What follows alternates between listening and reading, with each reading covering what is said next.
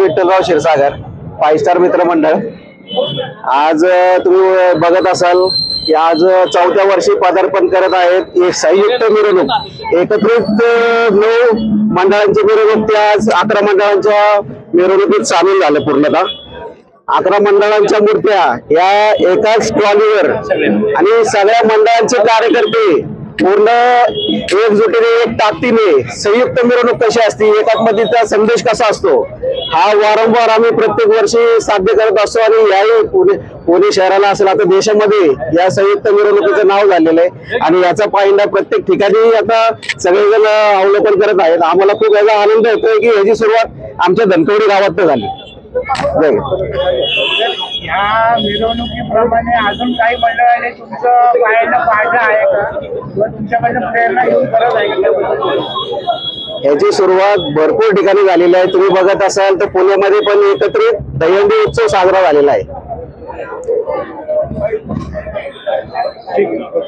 अभिषेक अर्जुनराव तापकीर, आमचं श्री छत्रपती तरुण मित्र मंडळ या मंडळाचं मी अध्यक्ष आहे आणि आम्ही गेले 4 वर्ष, हे 4थं वर्ष आहे। आम्ही या 4थ्या वर्षात आम्ही सर्व 11 मंडळ एकत्र येऊन पहिल्या दिवसाची एकत्रित सार्वजनिक मिरवणूक काढतो। दरवर्षी सर्व मंडळांचा एकत्रित म्हणजे वेगवेगळ्या मिरवणुका करताना जो खर्च होतो तो खर्च टाळून आम्ही सर्वजण एकत्र मिरवणूक काढतो आणि जो पैसे यातून जे वाचतात त्यातून आम्ही दरवर्षी वेगवेगळ्या वर्गाला एक संदेश देतो। गेल्या वर्षी आम्ही आदिवासी लोकांचं नृत्य ठेवलं होतं, त्यांचं एक हे ठेवलं होतं, आपण कला सादर करण्यासाठी त्यांना प्रोत्साहन दिलं आणि त्यांच्या लोकांना इथं प्रोत्साहन दिलं। यावर्षी आम्ही पुस्तक दिंडी ठेवलेली आहे। पुस्तकांच्या माध्यमातून म्हणजे जे जास्तीत जास्त लोकांनी पुस्तकं वाचली पाहिजेत याचा एक चांगला संदेश देण्याचं यावर्षी आम्ही काम करत आहोत। धन्यवाद।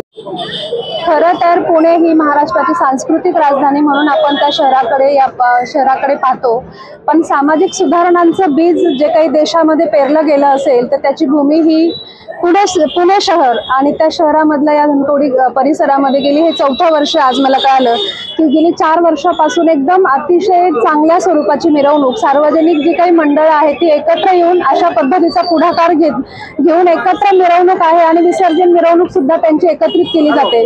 खरं हा संदेश वाढतं प्रदूषण आणि या सगळ्या पार्श्वभूमीवर वाहतुकीचा प्रश्न असेल, इतर काही प्रश्न असतील, वैद्यकीय प्रश्न असतील, या सगळ्यांमध्ये जर असे उपक्रम म्हणजे सण नक्कीच साजरे करावेत, पण ते जर अशा पद्धतीने एकत्रितपणे जर साजरे केले तर निश्चितपणे त्याला एक वेगळं वळण आपण देऊ शकतो. आणि निश्चितपणे या सगळ्या मंडळांचं कौतुक करण्यासाठी खरं तर मी इथे आली आहे. म्हणजे मला 4 दिवसापूर्वी कळालं की मॅडम अशा पद्धतीचं आपण एक चांगली परंपरा आपल्या दक्षिण पुण्यामध्ये रुजवतोय.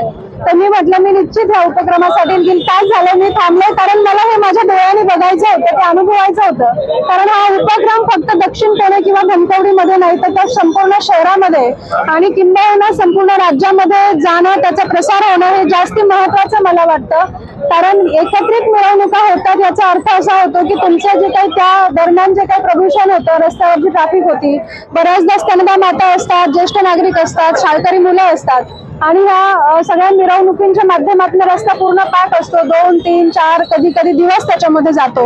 तर कुठेतरी एक चांगला पायंडा आहे. सगळ्या मंडळांना मी पुणे महानगरपालिकेच्या वतीने सगळ्यांना शुभेच्छा देते. तुमच्या सगळ्यांचं, तुमच्या उपक्रमाचं सगळ्यांचं मी कौतुक करते आणि तुम्हाला शुभेच्छा देते. थँक्यू. गणपती बाप्पा.